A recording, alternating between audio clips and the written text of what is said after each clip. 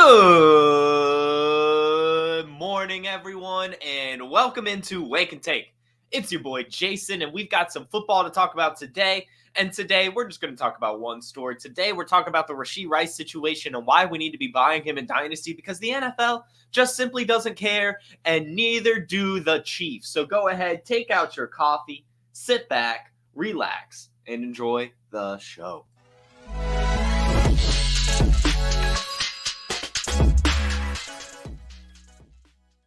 Right, welcome in, everyone. Glad to see you all in the chat this morning. Anthony, Mark, Snowman, Thomas, hope you all are doing well.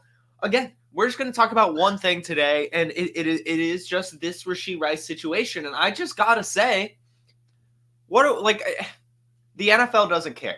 The Chiefs don't care. Why do I know this? Well, yesterday, Isaiah Buggs was released by the Chiefs. This is a defensive lineman who has been going through his own offseason troubles of his own. He was arrested on a domestic violence and burglary charge and booked into an Alabama jail last week. Tom Pelissero added that his bond was revoked and that he's actually still currently in jail. In May, he turned himself into the same jail on misdemeanor animal cruelty charges. And so he's kind of been in and out of jail this offseason for various crimes. And the thing here is that, he's also subject to a trial, just like Rashee Rice is, and a lot of NFL players that end up getting suspended after their trial. The difference here with Isaiah Buggs is that he's not as good at football or as important to the team as Rashee Rice is. Isaiah Buggs in 56 career games has 89 tackles, 12 quarterback hits, 4 tackles for loss, and 2 sacks. That's just not that good. In fact, it's just totally fine and easily replaceable. So the Chiefs, see all these troubles and do a little bit of an equation and say, you know what Isaiah Buggs brings to the team is not worth the trouble that he's going to cause from a PR standpoint. They asked that same question with Rashee Rice, and the thing is, Rashee Rice is actually good at football and important for their team, and so they don't care what the hell he's done off the field as long as he's good on the field. And that is just what we have to talk about. We look around at some historical suspensions from around the league in history, and we see a lot of these same things here. And yet, every single year we have some scandal that leads us to want to sell low on a player because we think, oh, this time the NFL will get it right. This time the NFL actually cares about what's going on and, wants to make an example out of someone. They never do. They never care, especially with players like Rashee Rice, who's young and had a really good rookie season and is part of the wide receiver position that's quickly becoming one of the higher paid positions in the NFL and more important to their team than some of the other stuff, right next to the quarterback almost in some teams' philosophies currently. And if you look around to some of the potential suspensions that he could be facing, it's really not that big of a deal. It really, really isn't. Here is the reported potential suspensions that we know of right now that we've kind of been hearing around this situation. And it starts with James Palmer. James Palmer said that he expects a 8-game or higher suspension this year, which I think is honestly BS. I'm not sure where he heard that. He said that is what the Chiefs are expecting, at least a half-season suspension for Rashee Rice this season. I don't buy it. I would be shocked if anything happens this season. If a suspension is to happen, it would be next year, in my opinion. And we'll talk about the historical examples of that in a second. But another reported suspension that is possible here for Rashee Rice comes from Adam Schefter. He said that he expects at least a multi-game suspension, but isn't sure when. Again, probably out in 2025. Ian Rappaport has also reported on this himself and says that, there'll probably be no suspension in 2024, but he does expect some form of suspension just after the case wraps up. And what did Roger Goodell say himself about this situation? Well, first, we allow the legal process to move through. We are obviously following it closely, and as soon as they're done with the process, we will be engaged and be prepared to look at that under all of our personal conduct policies. So yes, he will get suspended. But we also have to remember that the legal system takes forever here in everywhere, really. The legal system just takes forever, but especially here in the United States with every single trial backed up in every single county right now, this is going to take some time to happen. And even when it does happen, it's not going to be that big of a suspension, and it definitely won't be an indefinite one unless he sees jail time. But even then, he probably won't, given no one got seriously hurt in this accident or anything like that. But here's some historical examples of suspensions that I think are interesting to know. and also if they were released or not. And again, this just ties home the point that Isaiah Buggs was released yesterday. And Rashee Rice, there's been nothing. In fact, he's practicing with the team. That's so important, right? The Chiefs are expecting him to be playing at some point, right? They're not releasing him. They're not getting rid of him. But here's some historical examples. Deshaun Watson, he was suspended 11 games for his sexual abuse stuff.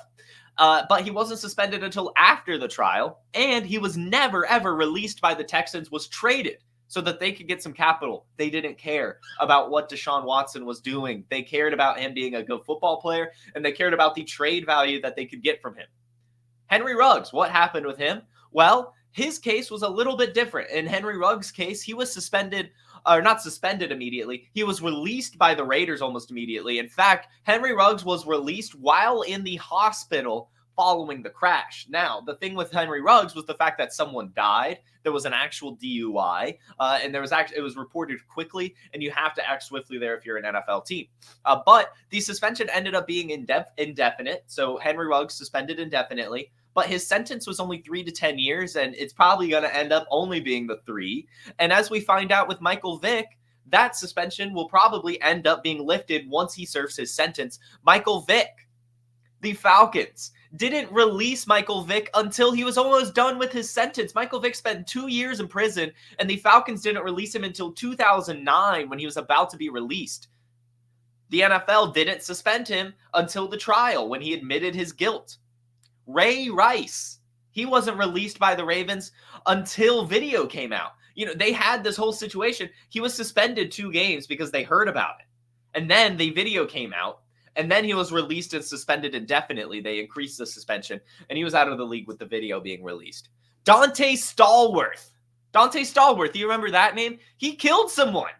He also killed someone like Henry Ruggs, drunk driving, ran over someone crossing a road. He wasn't suspended or released until he pled guilty. He was suspended a year and then reinstated. So what do all these things have in common? These are more severe crimes, at least from a count of what happened after the fact. And yet all of these players, except for Henry Ruggs, which, the jury is still out, ended up coming back. Ended up just coming back and playing football. And Rashee Rice is not in anywhere near that severe of a situation when you look at it. Yes, it's a terrible thing he did, fleeing the scene of a crime, street racing, potentially under the influence. But it's a potential under the influence. He fled the scene. He wasn't able to do a breathalyzer, so he's not going to get anything with the DUI or a DWI, right? No one got killed. That's going to help. No one really got seriously injured either. Lawyers are going to argue it, but everyone was fine after, a short stay in the hospital for a couple of them. We're putting quotes around it, fine. Again, I just want to say this sucks. It was a terrible thing that he did. But from a perspective of what the NFL and the Chiefs are looking at, it's not that big of a deal when you're looking at it with in retrospect. No, not that many people got hurt. He left before he could get a DUI or DWI, test his blood or anything, do the breathalyzer. So that helps his case. And yes, he had the other thing, but those charges were dropped as well. And he is one of the best lawyers in Texas. He is a literal politician. As his lawyer, a state senator. He got great legal counsel. So this is just a situation where the Chiefs, literally the Chiefs, have signaled what they believe. Think about it. They released Isaiah Buggs, another player on their team going through off-season troubles. They did not release Rashee Rice. They did not. They don't care. Rashee Rice is good at football.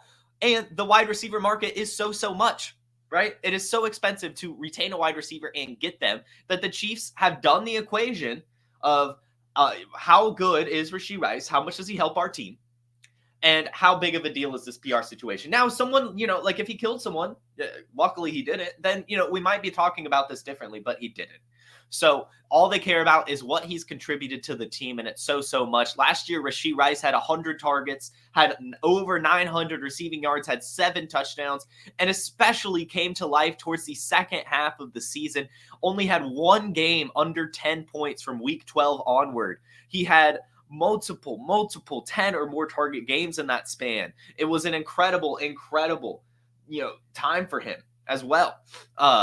And so the Chiefs don't want to get rid of him. I see a good point here from FF Bearded Prince. Kareem Hunt was good too, but he's a running back. We talk about this all the time now. Running backs, NFL teams don't care about. The Giants just let Saquon Barkley go, right? Josh Jacobs is on the Packers now. Like, NFL teams don't care about running backs. They had no draft capital spent on Kareem Hunt either. So it was an easy equation for them to get rid of him, as good of a season as he had. So I don't think that the Kareem Hunt situation is anywhere near what the Rashee Rice situation is, because he was literally, Rashee Rice is a wide receiver that was probably more important to the Chiefs than Kareem Hunt was, even though he had a good rookie season for them. Mark says, I wonder if his lawyer advised him to leave that scene. I don't think he actually had a lawyer yet. I think he was just kind of left. You would think that after the Ruggs incident, the NFL would be more aggressive with suspensions. I agree. But it is a capitalist market, right? Like, everything in here is about making money, whether it be jersey sales, whether it be making it to the Super Bowl, whether it be concessions, whatever, a new stadium, right? All NFL teams care about is making money. And the biggest way to make money is to win games and to have star players. Rashee Rice is a really good player, had a really good rookie season, attached to a Super Bowl winning team, and a Super Bowl winning team that needs weapons, right? They just draft a rookie wide receiver. They bring in Hollywood, but Travis Kelce is only getting older, right? Money talks, BS walks, and so Rashee Rice, he delivered last year in such a big way. I mentioned his stats, but I didn't even mention some of his workout metrics, right? He was third in yards after catch, showing how good he is after the catch. He was seventh in red zone targets, commanding targets for touchdowns. Patrick Mahomes was trusting him. He was third in target separation. He was winning routes. He was 16th in route win rate, right? A fifth in quarterback rating per target. He made Patrick Mahomes awesome, right? Seventh in fantasy points per route run. He was efficient. Rashee Rice, such a good rookie season from him. The Chiefs don't want anything to happen to him. Even if he's suspended, he's going to come back, right? We saw it with Michael Vick. We saw it with Deshaun Watson. We saw it with Dante Stallworth, right? Deshaun Watson. We see it time and time again, and yet every single year, we're like, oh, he's going to get suspended, and we shouldn't be investing in this player because I don't know what's going to happen. We know damn well what is going to happen. He's going to get a slap on the wrist. He's going to pay some fines. He's going to get a suspension, and then he's going to, argue for that suspension to get lowered. Then the suspension's going to get lowered. Then he's going to miss some games. Then he's going to be out there scoring fantasy points. Get Rashee Rice while you can. It seems like nothing's going to happen until 2025 to begin with. So you still are probably going to get him this season. He's wide receiver 33 on Keep Trade Cut. That is so cheap for a second-year wide receiver that had a great rookie season attached to Patrick Mahomes.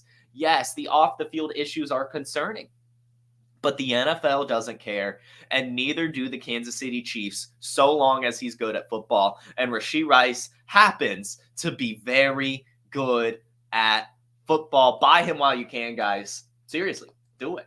And that's actually really all I have for you guys. But we'll answer some questions, maybe, check into the chat a little bit. But again, just I guess to summarize it, we'll do a quick summary of this. The Chiefs released a player that had offseason issues, Isaiah Buggs. He was a depth offensive lineman, so releasing him was an easy choice.